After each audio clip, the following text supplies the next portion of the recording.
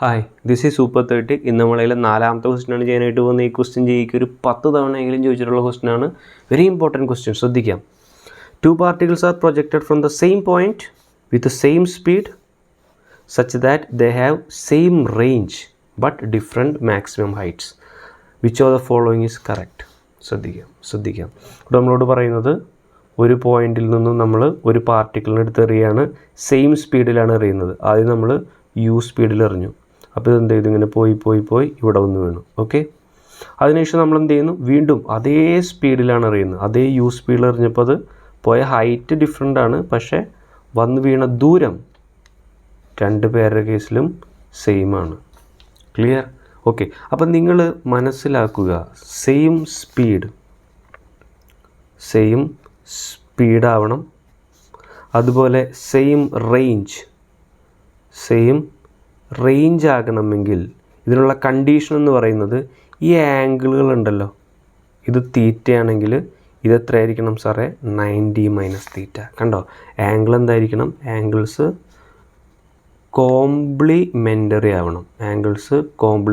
അതായത് ഒന്ന് തീറ്റയാണെങ്കിൽ മറ്റേത് 90 - തീറ്റയിൽ എറിയണം. ഈ കേസിലാണ് റേഞ്ച് എന്താവുക? സെയിം ആവുക. ഇതാണ് ഒന്നാമത്തെ കോൺസെപ്റ്റ്. ഇനി സോൾവ് ചെയ്യാനായിട്ടുള്ള ട്രിക്ക്, സിമ്പിൾ ട്രിക്ക് എന്ന് പറയുന്നത് R/H ട്രിക്കാണ്. എടാ, ഈ R/Hൻ്റെ വാല്യൂ, R എന്ന് പറഞ്ഞാൽ എന്താണ് സാർ? റേഞ്ച്. H എന്ന് പറഞ്ഞാൽ എന്താണ് സാർ? ഹൈറ്റ്. കണ്ടോ, ഇയാളുടെ ഹൈറ്റ് H1 ആയിട്ട് എടുക്കാം, ഇയാളുടെ H2 ആയിട്ട് എടുക്കാം. ഓക്കെ, അപ്പോൾ ഈ R/H എന്ന് പറയുന്നത് റേഞ്ചും ഹൈറ്റും തമ്മിലുള്ള റേഷ്യോ എന്ന് പറയുന്നത് എപ്പോഴും 4/tan θ ഈക്വൽ ആയിരിക്കും. ഓക്കെ, അപ്പോൾ നമുക്ക് എന്ത് ചെയ്യാം? ഒന്നാമത്തെ ആൾക്ക് വേണ്ടിയിട്ട് ഇത് എഴുതിയാലോ. ഒന്നാമത്തെ ആൾക്ക് റേഞ്ച് 6 ആണ്, ഹൈറ്റ് എത്രയാണ് sir? H1. Okay, equal to 4 ഇയാളുടെ ആംഗിൾ എത്രയാണ് സാർ? tan. ആംഗിൾ എത്ര എഴുതേണ്ടത്? 90 - തീറ്റ എന്ന് എഴുതണം. ക്ലിയർ? ഓക്കെ, അതായത് ദിസ് ഈസ് ഈക്വൽ ടു എന്താണെന്ന് കിട്ടൂടാ?